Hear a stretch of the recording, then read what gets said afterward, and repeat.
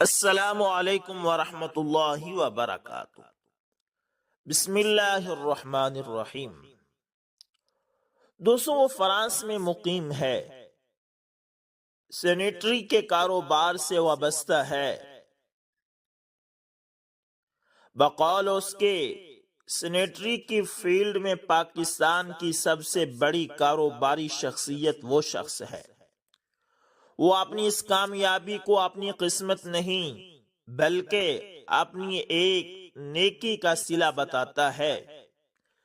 آج فرانس کے اندر تارکین وطن کے جتنے بھی کیمپ ہیں، ان میں سے کچھ کیمپوں مہاجروں خاص کر پاکستانیوں کے لیے پاکستانی کھانا جاتا ہے، اور وہ کھانا اسی کی طرف سے بھیجا جاتا ہے۔ وہ کہتا ہے کہ انسان کی سب سے پہلی ضرورت کھانا پانی ہے اور پہننا اوڑھنا ہے، باقی سب ضرورتیں باقی سب کام اس کے بعد ہیں۔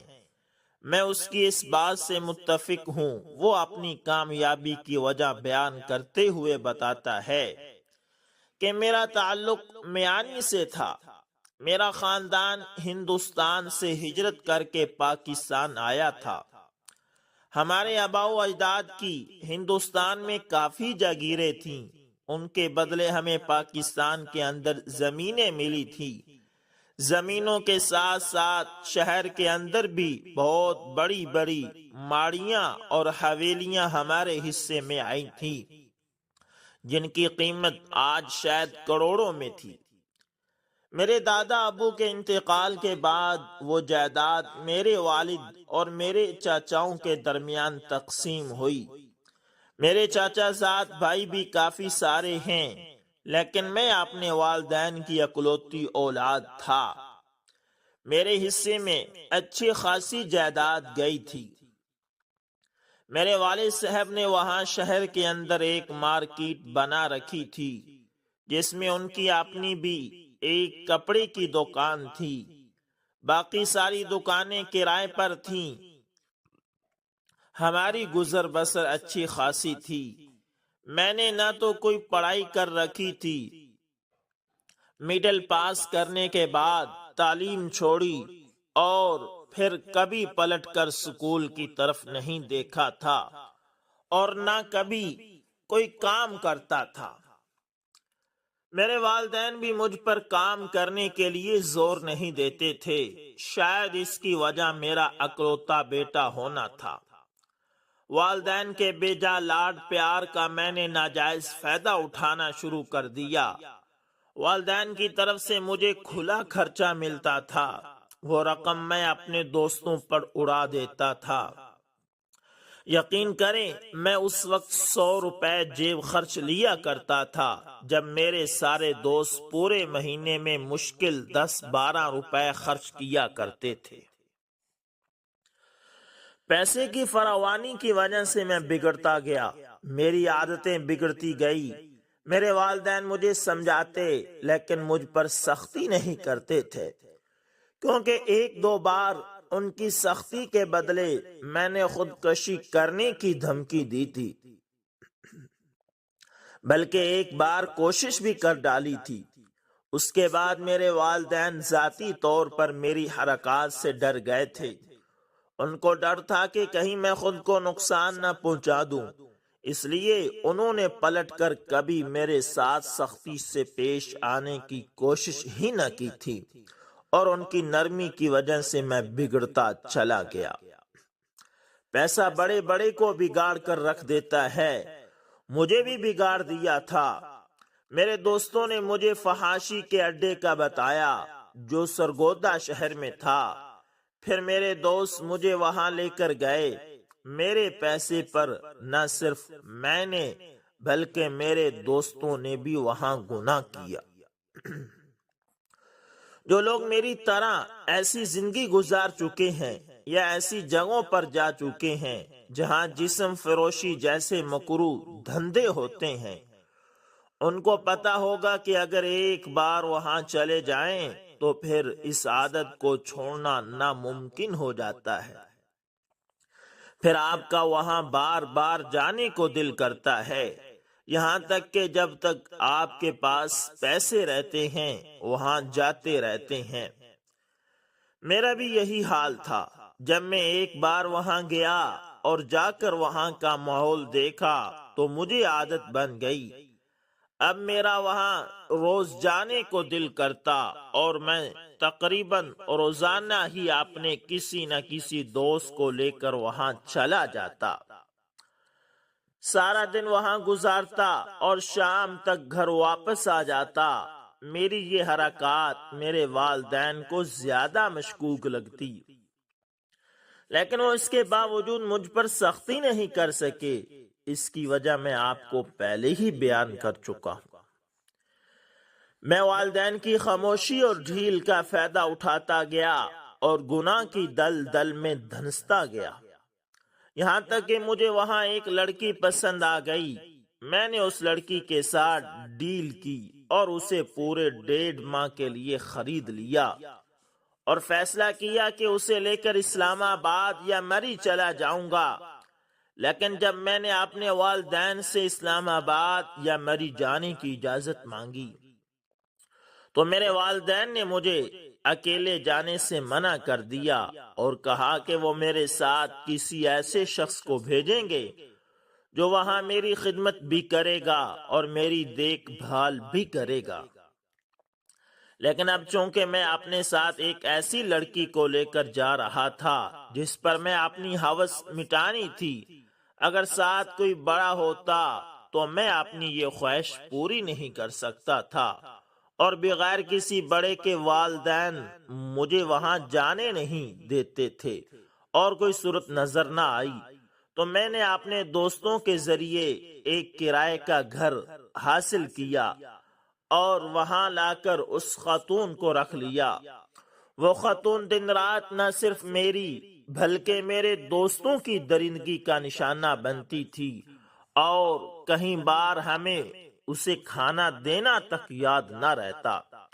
وہ بھوک پیاس برداشت کر لیتی تھی۔ اس میں کچھ خوبیاں ایسی تھی جو اسے باقی لڑکیوں سے مختلف بناتی تھی۔ یقین کریں، میرا اگر بس چلتا تو میں اسے دوبارہ کبھی وہاں نہ بھیجتا، مگر میرے پاس مزید رقم نہیں تھی کہ اسے مزید خرید کر اپنے پاس رکھ سکتا، لہذا مجھے مقررہ وقت پر اسے واپس بھیجنا پڑا۔ اسے واپس بھیجنے کے بعد پھر میں روزانہ کی بنیاد پر وہاں جانے لگا۔ جب میں نے والدین سے ضد کر کے مزید کچھ رقم جمع کر لی اور دوبارہ اتنے پیسے بنا لیے کہ اس کو 1.5 ماہ لا کر اپنے پاس رکھ سکوں، تو میں نے ایک بار پھر اس کی نائکہ سے بات کی۔ اس نے نائکہ سے کہا کہ وہ مجھے تنہائی میں ملنا چاہتی ہے، مجھ سے کچھ بات کرنا چاہتی ہے۔ میں اس کی بات سننے کے لیے اس کے پاس چلا گیا۔ اس نے ادھر ادھر دیکھا اور پھر میرے کان میں سرگوشی کرتے ہوئے کہا کہ یہاں پہ ایک لڑکی آئی ہے جس کا آگے پیچھے کوئی نہیں ہے، وہ یہ کام نہیں کرنا چاہتی، مگر اس کا کوئی دور کا رشتہ دار اس کو یہاں بیچ کر چلا گیا ہے۔ تم جتنے پیسوں میں مجھے مہینے کے لیے خرید کر جانا چاہتے ہو، اتنے اور ملا کر اس لڑکی کو آزاد کروا دو، اور آزاد کروا کے اسے کسی ایسی جگہ پر پہنچا دو جہاں اس کا جسم یہ درندے نہ نوچ سکیں۔ اس سارے کام پر تمہارا جتنا بھی خرچہ ہوگا وہ مجھے بتا دینا، میں اپنے جسم کو بیچ کر تمہارا وہ قرض ادا کر دوں گی۔ میرے ذہن پر اس وقت ہوس سوار تھی۔ میں نے اسے کہا کہ اس لڑکی کی جتنی بھی قیمت لگے گی میں اس لڑکی کو خرید کر نہ صرف آزاد کر دوں گا بلکہ کسی محفوظ جگہ پر پہنچا دوں گا، لیکن بدلے میں تمہیں ہر مہینے میں 7 دن کے لیے میرے پاس رہنا ہوگا، اور وہ بھی 24 گھنٹے کے لیے رہنا پڑے گا۔ اس نے میری یہ بات مان لی۔ میں نے اس کی خواہش کے مطابق اس لڑکی کی قیمت ادا کی۔ وہ لڑکی خریدی اور پھر اس سے اس کے بارے میں معلومات لی تو مجھے پتا چلا کہ وہ بھی میری طرح کسی مہاجر فیملی سے تعلق رکھتی ہے اور کراچی سے بکتے بکاتے یہاں تک پہنچی ہے، اس کے آگے پیچھے کوئی نہیں۔ اس کے والدین کا انتقال ہو چکا ہے۔ میں نے اس سے پوچھا کہ تم کہاں پر محفوظ رہ سکتی ہو؟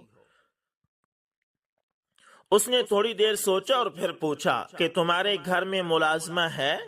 میں نے کہا نہیں، اور ساتھ ہی اس کو بتایا کہ مجھے ملازمہ کی ضرورت بھی نہیں ہے۔ تو اس نے مجھے کہا کہ تم مجھے اپنے کسی ایسے دوست کی ملازمہ رکھوا دو یا کسی اپنے رشتہ دار کے ہاں رکھوا دو جو میرے ساتھ بری حرکت نہ کرے۔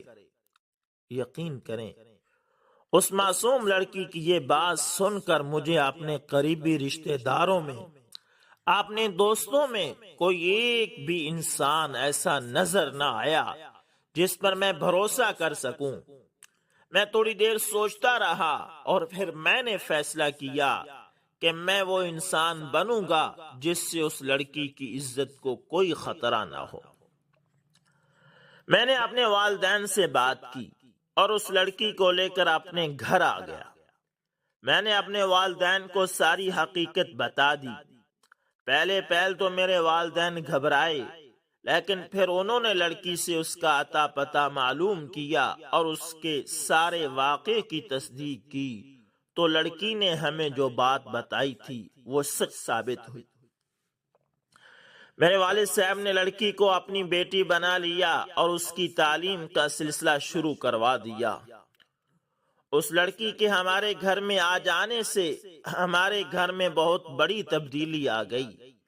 میں اس کے سامنے والدین سے بدتمیزی کرنے میں جھجک محسوس کرتا۔ میرے والدین نے بھی اس کے سامنے مجھے برا بھلا نہ بولتے۔ سردیوں گرمیوں میں وہ صبح فجر کے وقت اٹھی ہوتی تھی۔ سردیوں میں وہ اکثر ہمارے اٹھنے سے پہلے پانی نیم گرم کر کے رکھ دیتی تھی اور پھر مجھ سمیت سب کو اٹھا کے اس پانی سے وضو کروا کے نماز پڑھاتی تھی۔ اس لڑکی کی یہ خوبیاں بتا رہی تھی کہ اس کی پرورش کسی اچھے گھرانے میں ہوئی تھی، لیکن وہ ہاتھ کسی برے شخص کے لگ گئی جس کی وجہ سے وہ اس مقام تک پہنچ گئی۔ اس نے میرے والدین کی خدمت اپنے والدین کی طرح کی۔ میں بھی اس کا خاص خیال رکھتا، اور جب سے وہ میرے گھر میں آئی اس دن کے بعد میں برائی کے اس اڈے پر نہیں گیا، ماں سوائے اس کے کہ ایک بار مجھے اس خاتون نے بلا بھیجا تھا جس نے مجھے اس لڑکی کو آزاد کروانے کا کہا تھا۔ اس نے مجھ سے لڑکی کے بارے میں پوچھا تو میں نے اس کو بتا دیا کہ لڑکی میرے پاس ہے اور محفوظ ہے۔ اس نے میرے شکریہ ادا کیا اور ساتھ ہی مجھے کچھ رقم دینا چاہیے جو میں نے لڑکی پر خرچ کر کے اسے آزاد کروایا تھا۔ تو میں نے اس کو بتایا کہ مجھے اب ان پیسوں کی ضرورت نہیں ہے، میں نے یہ رقم تمہیں معاف کر دی ہے، اگر ہو سکے تو تم بھی یہ کام چھوڑ دو۔ میری بات سن کر اس نے کہا کہ میں کوشش ضرور کروں گی، اور اس کے بعد دوبارہ میری اس کی کوئی ملاقات نہ ہو سکی۔ جس لڑکی کو میں وہاں سے آزاد کروا کر لایا تھا، میرے والدین نے اس کی تعلیم کا سلسلہ دوبارہ سے شروع کروا دیا تھا، اور وہ لڑکی بہت اچھے سے پڑھ رہی تھی۔ اسی دوران میں اپنے والد کے ساتھ دکان پر بیٹھنے لگا۔ وہاں سے کاروبار کی سمجھ بوجھ لے لینے کے بعد میرے والدین صاحب نے مجھ سے مستقبل کا پوچھا تو میں نے بتایا کہ میں بیرون ملک جانا چاہتا ہوں۔ مجھے کسی نہ کسی طرح فرانس پہنچا دیا گیا۔ یہاں آ کر میں پہل مزدوری کرتا رہا، جو میرے لیے ایک مشکل کام تھا۔ پھر کچھ رقم میرے والد صاحب نے مجھے فراہم کی، کچھ رقم میں نے خود جمع کی، اور میں نے اپنا کاروبار شروع کر دیا۔ پہل میں ایک پلمبر بنا، پھر پلمبر سے میں نے خود اپنا سینٹری کا سامان بیچنا شروع کیا، اور آج الحمدللہ میری اپنی سینٹری کی ایک نہیں بلکہ کئی دکانیں ہیں۔ میں اس کاروبار سے وابستہ ہوں۔ اللہ اکبر۔ وہ لڑکی جس کو میں فحاشی کے اس اڈے سے اٹھا کر اپنے گھر لایا تھا، اس لڑکی نے MBBS کیا، وہ ایک ڈاکٹر بنی، اس نے پاکستان میں ملازمت کی، لیکن پاکستان میں ہر ناجائز کام کو کروانے کے لیے زور زبردستی کی جاتی ہے۔ اس لڑکی نے جب زور زبردستی نہ مانی تو اسے ملازمت سے برخاست کر دیا گیا۔ میرے والدین نے میرا اور اس کا نکاح کروا دیا۔ میں اس کو اپنے ساتھ یہاں لے آیا۔ یہاں آ کر اس نے ملازمت کرنا چاہی۔ میں نے اس سے کہا کہ اگر تم فقط اس لیے ملازمت کرنا چاہتی ہو کہ تم پیسہ کما سکو اور اپنی ضروریات پورا کر سکو تو پھر بے شک ملازمت نہ کرو۔ اللہ تعالیٰ نے مجھ کو بہت نواز رکھا ہے، میں تمہاری ہر ضرورت کو پورا کر سکتا ہوں اور تم میری ذمہ داری ہو۔ یہ میں تم پر کوئی احسان نہیں کروں گا، بلکہ یہ میرے اللہ تعالیٰ کا حکم ہے، اور میں تمہارے بارے میں اللہ تعالیٰ کو جواب دہ ہوں گا۔ میں تمہاری ہر ضرورت کو پورا کروں گا۔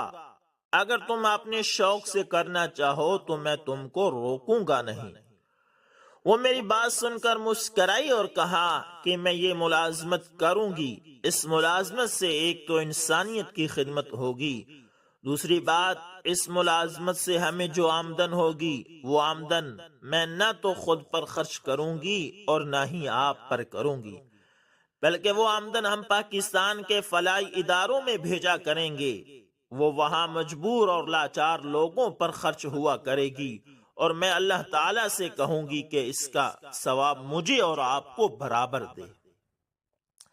میں اس خاتون کی بات سن کر حیران رہ گیا اور سوچنے لگا کہ دیکھ لو مجھے کتنی پیاری ہم سفر کس جگہ سے جا کر ملی، اور پہلی بار مجھے یہ حقیقت بھی سمجھ آئی کہ جس لڑکی نے خراب ہونا ہوتا ہے وہ محل اور چار دیواری کے اندر رہ کر بھی خراب ہو جاتی ہے، اور جس لڑکی نے اپنے کردار کو سنبھال کر رکھنا ہوتا ہے وہ فحاشی کے اڈے پر بھی خود کو محفوظ رکھ سکتی ہے۔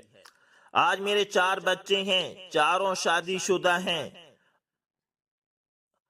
اپنے گھر والے ہیں۔ میں نے کاروبار ان میں تقسیم کر دیا ہے اور ساتھ الگ سے خود بھی کاروبار کر رہا ہوں۔